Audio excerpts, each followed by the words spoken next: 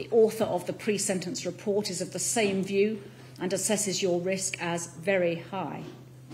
In my judgment, acknowledging that a life sentence is a last resort, the Section 18 offence is in itself serious enough to justify a life sentence, and there is no reliable estimate of the length of time you will remain a danger. In any event, of course, you will be serving the life sentence which I will impose for the murder of Jermaine. The minimum term which I attach to the life sentence for the murder must include a term to reflect the Section 18 offence, as the sentence which I impose for that offence will run concurrently with the sentence on the murder. Having started at 17 years for the appropriate minimum term, I have concluded that the aggravating factors for the murder outweigh the mitigation, and that a minimum term of 19 years would have been appropriate in your case before considering the Section 18 offence. From that minimum term should be deducted 3 years, just under 1/6, to reflect your plea of guilty, which gives 16 years.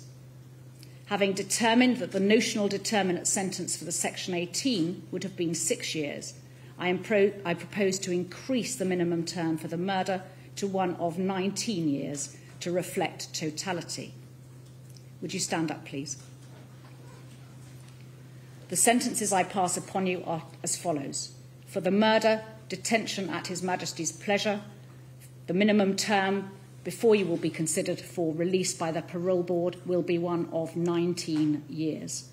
For the possession of the murder weapon, there will be a sentence of 8 months detention to run concurrently. For causing grievous bodily harm with intent, there will be a discretionary life sentence of detention at His Majesty's pleasure with a minimum term of 4 years. That sentence will run concurrently to the sentence for the murder. You have spent 497 days in detention on remand, which will count towards your sentence. So the minimum term is 19 years less 497 days. If the information which I have been provided with as to the days in detention on remand proves to be inaccurate, then the prosecution or defence must notify the court so that the case can be relisted to correct the calculation as soon as possible, and in any event within 56 days of today.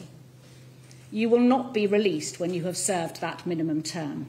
Indeed, you will only ever be released if the parole board consider that you no longer pose a risk of harm to the public. That's the sentence.